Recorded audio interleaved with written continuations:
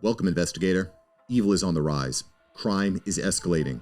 Our mission is to eliminate the crime by exposing evil, examine why it manifests, and highlight the brave souls that confront it every day. Join us as we work together to bring justice to every victim. Welcome to All Things Crime. Here's your host, Jared Bradley. Hey, everybody, it's Jared. Welcome to another episode of All Things Crime.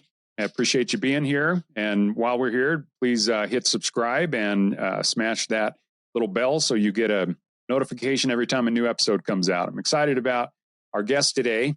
But before I get into that, I just wanted to let you know our sponsor for this episode is Triad Forensics. Triad Forensics and Doug Young, a good friend of mine. They are all about training solutions, case review, and consultation, and basically just adding value to your forensics and how they can help you solve crime. So contact them at triadforensics.com. Okay, well, let's get into our guest today. Doug Bremner is an MD out of Atlanta, Georgia.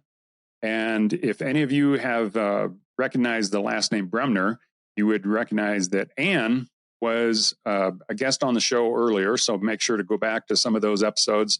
Fantastic lawyer out of Seattle. Well, you guys couldn't pick further places apart, maybe Miami to get further. You just can't stand your sister? What's the deal, Doug? I just ended up here for work reasons. But by the way, thanks for having me on the show, Jared. Oh, of course. Yeah, it's an honor. And we're having a little technical difficulties, so Ann wasn't able to join us today. But she's also neck deep into the appeals process with the Susan Powell case. So we will forgive her for that. I can't believe that she would skip an All Things Crime recording to do an appeals process, but I guess that's the life of a lawyer. But Doug, we have you on, and you guys have a book coming out, and I've been thumbing through this. I'll tell you what, that book I think is going to be an absolute smash. And for anybody that is involved with true crime, but also involved in understanding the effects of social media in the news and kind of how it affects the legal process, I think this is going to be a fascinating book for everybody. So, Doug, welcome. And you know what? Let's start out with a little bit of your background and how you and Ann decided to write this book. Well, Ann's my sister, of course, and she's a lawyer, and I'm a physician.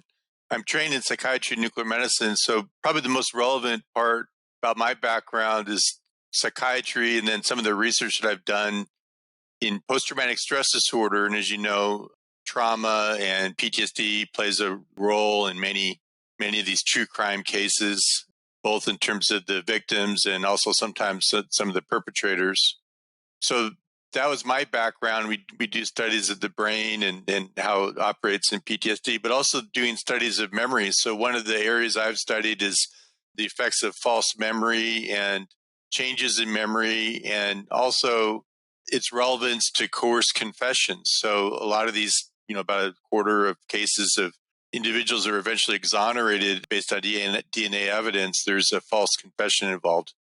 And that was the case in the Amanda Knox case and in the West Memphis 3, two of the cases that we cover in the book. So that's another area where, my background came to play, and also research on psychology of how people make decisions and how people think through things. One of the chapters is about the opening statement is the most important. And that's because of some of the research done by psychologists showing that people make up their mind right away, and it's very difficult to change their mind. So that's relevant both for juries, in spite of all the instruction that judges give to juries about how they have to wait until all the evidence has been presented.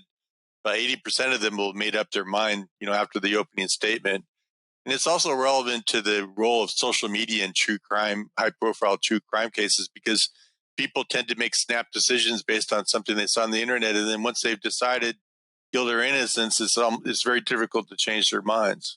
Oh, absolutely. And another thing is that I got very involved in the Amanda Knox case because my wife is Italian, and I found it interesting. And I became sort of a true crime buff, where I was sort of glued to some of the forums that were discussing the case and the details of the case. And, I came up with some things maybe we could talk about later that were related to medical field. I did a little bit of internet sleuthing on my own and figured out a couple of things related to the physical evidence and the medical testimony. Yeah. So, and Amanda Knox, for all of you that are looking for this book when it does come out, Amanda Knox is actually on the cover. So psychologically, is that one of the primary cases that you guys discuss? And is that why you chose her picture for the cover?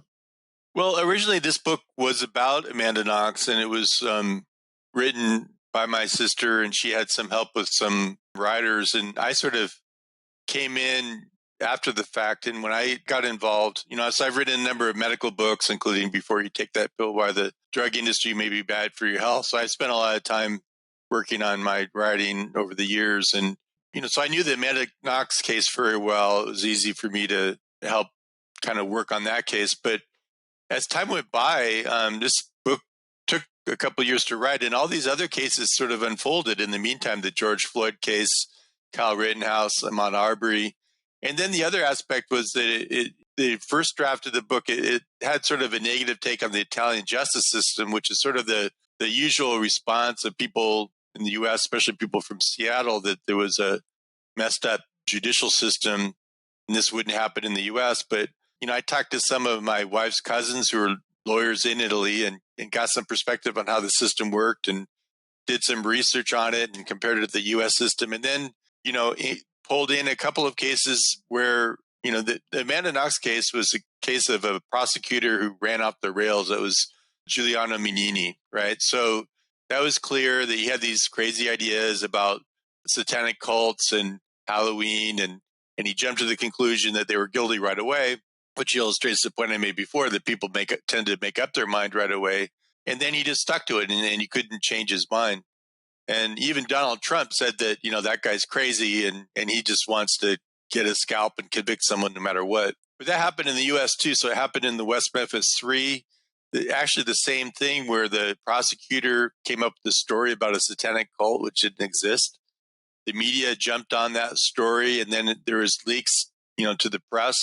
And then that media coverage tainted the jury and found them guilty when they were innocent. And then with the Duke Lacrosse case, it was the same thing, where there was a prosecutor who was going up for election in Durham County. He had 16 press conferences before he even bothered to talk to the primary supposed victim. And it turned out that it was completely fabricated story. There was no sexual assault. Just to remind you, that was where the Duke Lacrosse players had a party, and then they hired a stripper, and then she later claimed that they had sexually assaulted her. So some of those cases, we kind of fleshed out in more detail, and it really illustrated the theme about how the media interplays with the justice system. In that case, Lacrosse, Michael Nafong was the prosecutor. He clearly used the media to try and further his own personal ends, and justice was the victim there. Oh, absolutely, yeah. And we've actually had a number of people on here that have talked about the West Memphis 3 case, and that's I think the similarities in there, and it's really interesting the way you're weaving that together. And I think that's one of the things that's going to be the most intriguing about the book, is how there's kind of a central theme to me from what I've saw from a cursory look at it, that right along the lines of those people that have already made their minds up, that's not just the jury pool, that's going to be people in general. And if they get some kind of a story from a supposed trusted source, and 80% of their minds are made up, or 80% of the people, their minds are 100% made up, then no matter what kind of evidence is portrayed afterwards, it's going to basically just they're just not going to believe it. And I found it really interesting, the episodes that we did on the West Memphis 3, and my tie to the West Memphis 3 was they wanted to use the M-Vac on some of the shoestrings that were found that had tied up the victims there. And we don't really have a dog in the fight. We just wanted to do an episode about it, because it's basically a cold case. They really haven't found the people 100% that killed those 3 boys. And yet some of the comments that I get on the YouTube videos, especially, just unreal. They're like, I mean, there are some people that are so convinced that those three teenagers committed those murders that I don't think you could say anything to them to convince them otherwise. Yeah. Well, what's the M-Vac, by the way? Oh, well, the M-Vac is basically a medical grade carpet cleaner. It sprays a solution down and it vacuums up the DNA out of evidence. So it's used on rough and porous or degraded DNA.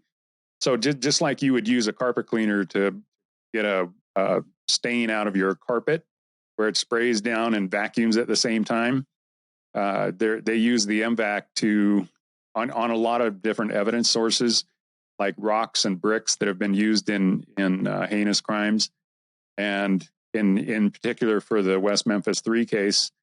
Yeah, they want to use it on some of the evidence that they still have for that case. But another case, for example, is the Susan Powell case. They actually used the M-Vac on the trunk of the car of Josh Powell's brother's car to try to get some of the DNA, possibly, identify Susan's DNA in that trunk to see if that was the vehicle that had transported her somewhere. So, there's it's one of those tools that is forensically kind of behind the scenes, but it's a really powerful tool for DNA collection. Yeah, it's interesting in terms of people making up their mind about guilt. I mean, that's not unusual. In fact, my experience, it always happens that there's a certain number of people that will never, change their opinion. And I found that interesting, as a kind of a psychiatrist and a researcher of human behavior. And my idea is that it's ingrained in how we think, so people like to think that they're non-judgmental and they wait to see all the facts, but our brain is wired for survival. And I think one of the things that the brain does is it makes an instant judgment about whether you're a friend or a foe. And that's what goes into this judging about guilt and innocence in these high profile crime cases. And the first chapter of the book is kind of reads what a judge would say in a court in the state of Washington, the instructions to the jury about how they're not supposed to be biased, how they're supposed to wait for all the evidence, and how they're not supposed to look on the internet or, talk to anyone about the case or come up with an opinion related based on anything outside of what they hear in the court of law. And that's it's sort of strange when you read it. It's so explicit and so detailed. And it sort of goes against the way we just sort of think and do things in our daily lives. Oh, yeah. Yeah, that's how many snap judgments per day do we average? It's got to be in the thousands, where you're just like, every time you walk through a room, you're going to be making 100 different judgments on, should I step here or should I move here? And most of them are just going to be subconscious level. But, regardless, you're making so many decisions every day. I think it's just naturally ingrained in us. And I of the public speaking type of courses I've taken, they've basically said you've got 30 seconds to convince an audience that you actually know what you're talking about and that you're going to talk about something that they're interested in. Otherwise, you've lost them. And it's just interesting that there's so many times that I've gone to conferences or, you go to church or whatever, where you have one focal speaker and they'll spend the first 2 or 3 minutes, explaining why they're there or why they shouldn't be there or why they didn't want to be there. And next thing you know, everybody's asleep. Well, one of the psychology experiments that we talk about in the book is where these researchers, I think it was at Stanford, did this experiment where they had a bunch of students do this test where they read these suicide notes and they tried to determine whether the suicide note was real or fake. And then immediately after they judged whether it was real or fake, they were told correct, incorrect, and they had made to do a scorecard where they kept track of how well they did. But the whole thing was rigged so that they were being told they made a mistake when in fact they didn't. And they were randomized to either kind of the good group or the good group. And then at the end, they added up their score and, they were told they were above average or below average. But then after they told them that it was all rigged, that it was fake, that the score they were given had nothing to do with how well they really did, they still continued to think that they did worse than they actually did. And then the final step was that they had outside observers watched them take this test, and the outside observers also rated them as being poor, being good, based on this erroneous information. But even when they were told that this is actually an experiment to prove that people make these judgments and they can't change their mind, the students themselves kind of came back to judging that they did average, but the outside observers continued to think that the good people were good and the bad people bad, even when they were told, this is basically an experiment about fake memory and erroneous judgments. So they'd be like, if I sat there and told you, like, this guy's winning at cards, but he's cheating all the time, you would think that he's a good card player, even when I told you that this guy is actually, we have proof that he cheats.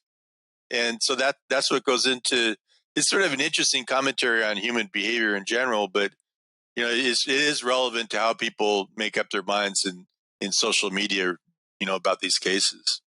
Oh, it's fascinating. Yeah, it's when you get into psychological type of behavior and actually evaluating things, even that is, I think people are making judgments about, is this really true or not? Even though it's an observation. It's like, this is what we're physically seeing, and yet a lot of times people won't even believe that. I don't know. There's so many different aspects to it that it's just, fascinating stuff. And talking about forensic psychology, and criminal behavior and those kind of things. I've had a number of people on the show that have talked about that. And man, you start getting into why certain people do things what they do, and then how a jury pool can evaluate, not only their actions, but the people in general. And, you start getting into all these different psychological things about the justice system and how people are evaluated the second they are seen. Basically, walk into a courtroom and a whole bunch of people are like, oh yeah, they're guilty. Right. Yeah. I've been involved in 4 or 5, death row cases, and went to the jails both in Georgia and in Florida and interviewed people that were on death row, one for killing his entire family, and then another one for, accused of killing another woman. It was interesting, the background stories are fascinating. I would spend 6 hours interviewing them because I had unlimited time, and it would usually, going down to Jackson in Georgia, it's a 2-hour drive. So that means that my day is kind of gone at that point anyway. And then I went to another correctional facility outside of Jacksonville in North Florida. And, a lot of times, my specialty is trauma and PTSD. So a lot of times, childhood trauma and history of prior traumas is part of the picture. And so maybe they're asking me to evaluate someone based on, mitigating circumstances for the death penalty.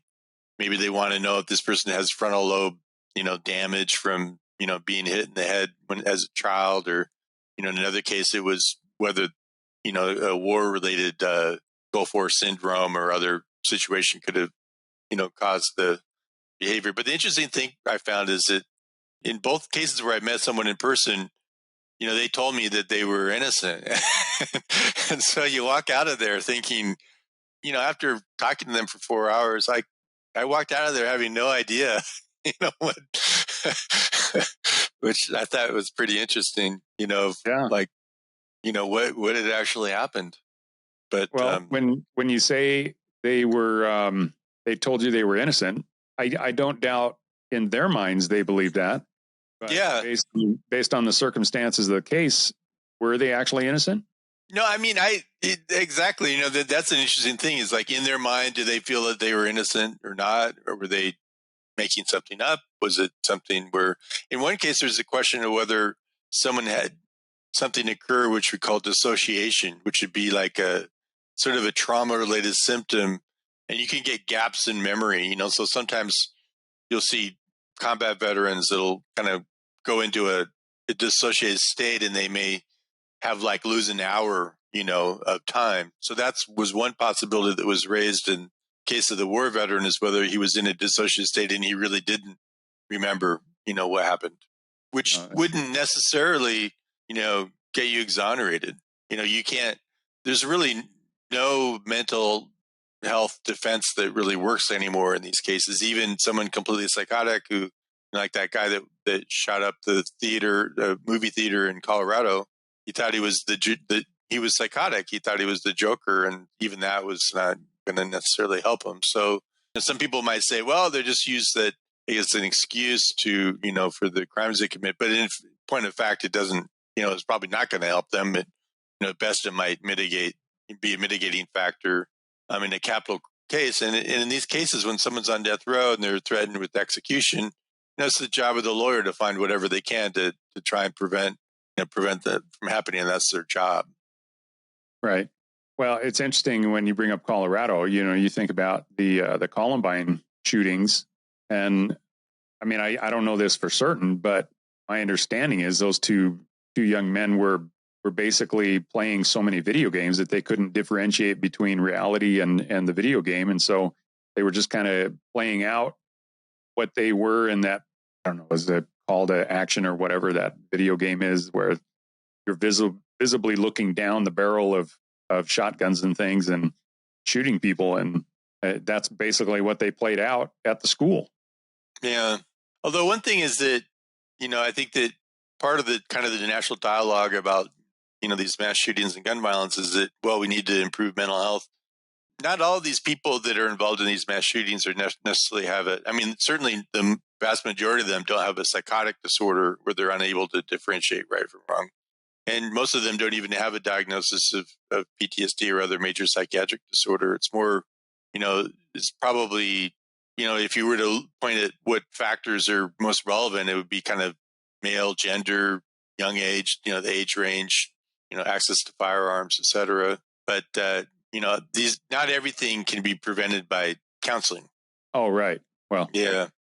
It's one of the sayings that I hear a lot is, like law enforcement and society as a whole has to get it right all the time. And, guys like that, it's just a one-off.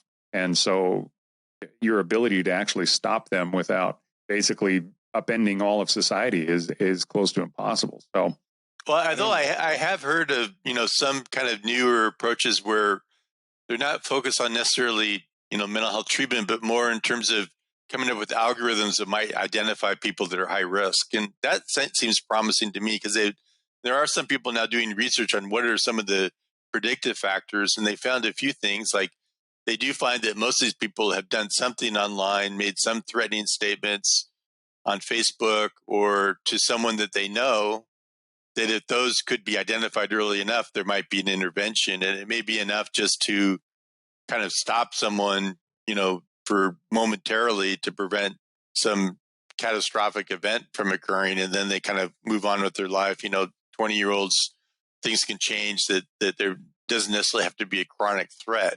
So some of those approaches I think are promising, and doing research to find out what the risk factors are, if you will, is worthwhile. I don't think I've seen a lot done with that in the past. Yeah. Well, didn't the Parkland shooter, didn't he have a lot of like even a list of people that he was looking for, and he had posted that online? Yeah, I think that from what I've seen, that happens more often than not, that there's something that he's either said to a friend or a family member.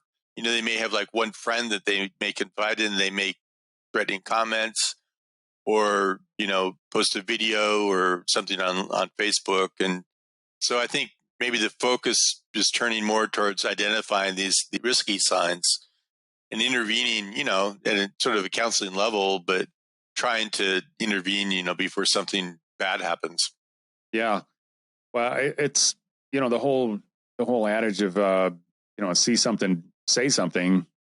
I mean, that's nice, but it's also really difficult because, number one, if you say something like that and then you're wrong, you can get yourself in all sorts of hot water, even if it's just being condemned widespread by social media. But the second thing is, you're going to lose friendships, you're going to lose possibly employment. There's all sorts of things that are kind of inhibiting us from saying something, even if the red flag is going up. But so what would your advice be to people in general if they do see something like that? Well, I mean, I think we have to weigh one thing, against another. I mean, a lot of these people are, kind of, if you were to have a profile. It might be a 20-year-old male who's unemployed, and probably the risk of retaliation from personal retaliation is probably not as high as if it was your employer or something like that, of course. But I mean, it is a sort of a difficult area. But I think thinking about this sort of thing and what could be done to prevent these events is worthwhile. I think probably there have been events that have been prevented that we just don't hear as much about. Yeah, well, hindsight's always 20/20, and I love the armchair quarterbacks that always come out after big events, and they're like, yeah, well, this person should have known, and these officers down in Moab, Utah, should have had more psychological training and social endangered women training, and could have stopped that girl from Florida from being murdered out there. And yeah, I mean, it's hindsight, and it's great if it's a learning experience, but I think far too many people, and this kind of gets to your book, I think far too many people use hindsight because they have 100% understanding of the event, and they use that to bludgeon other people. And I don't know if they think it makes them look superior, but to me, it's just like, what decision would you have made before you knew all the facts, before you understood what was actually going to happen? And even the Kyle Rittenhouse case, which is one of the ones I know you write about, I think that's a fascinating story right there, because everybody, all the way up from CNN to everybody else, was condemning this kid. And as it turned out, the end result was a lot different. Thanks for joining us. Your attention today brings us one step closer to exposing and eliminating the evil that brings crime to our communities. Hit subscribe and share this episode. Together, we will bring justice to every victim.